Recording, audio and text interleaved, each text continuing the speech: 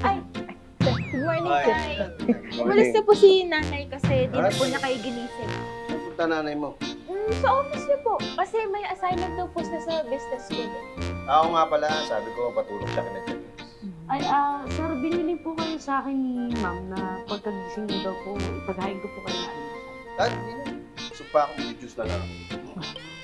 Ay, sir, saan po kayo pupunta? Maliliit. Pagkatapos po, aalis po ba kayo? Ba't mo tinatanong? Kasi po, sir, ibinilin po kasi sa akin ni ma'am na kailangan daw po bantayan po namin kayo, siguraduhin hindi po kayo aalis. Kasi daw po, baka daw po pumunta kayo sa opisina eh. O, ano ngayon kung pumunta ako ng opisina? Ayaw po ni nanay kasi baka isipin niyo pong magtrabaho pag nandun. Nanay mo talaga. Ay, kaya po, sir, dito lang po kayo. Dapat po magpahinga kayo. O, sige, hindi na ako aalis. Sigurado po kayo? Oo! Uy, ano yan? Ibinilin din po kayo sa akin ni nanay eh. Na ano?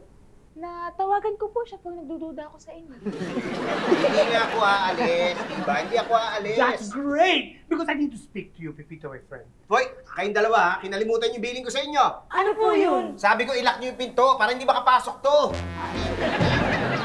Pepito, my friend. Guys, kailangan na natin simulan yung annual stockholders meeting. Vincent, sa'yo ko na lang ipapagawa to. Ay, naku.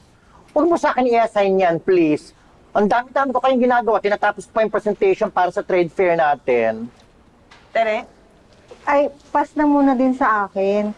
Kasi may mga sales report din akong pending na ginagawa.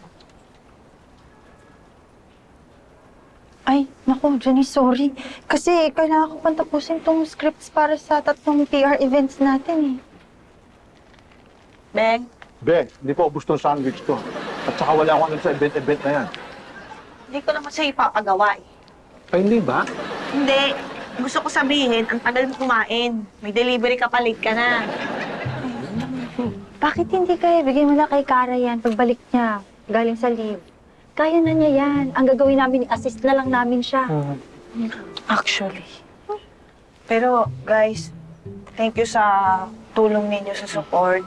Kailangan ko talaga yung kooperasyon niyo, lalo na ngayon wala si Sir Pepito. Huwag kayong mag-alala. Kayang-kaya natin to. Basta tayo, focus lang tayo. Kung ano man yung assignment na binigay sa atin, focus tayo. Kaya natin to. Alam mo, sinabihan ko nga si Tommy. Tommy, wag mo kung pupuntahan sa opisina.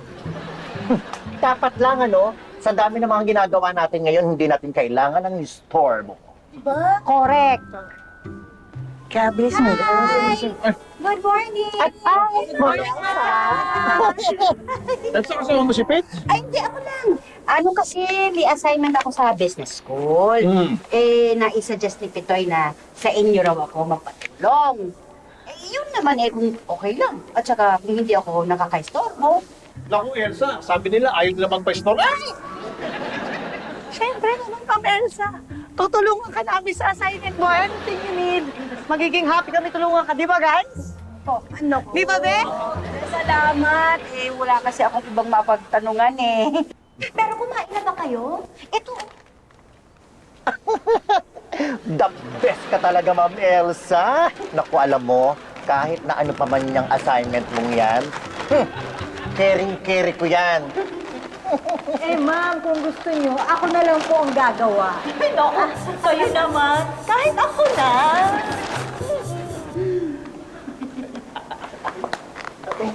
Mag-deliver ka na. sige, kumain muna kayo. Halika na.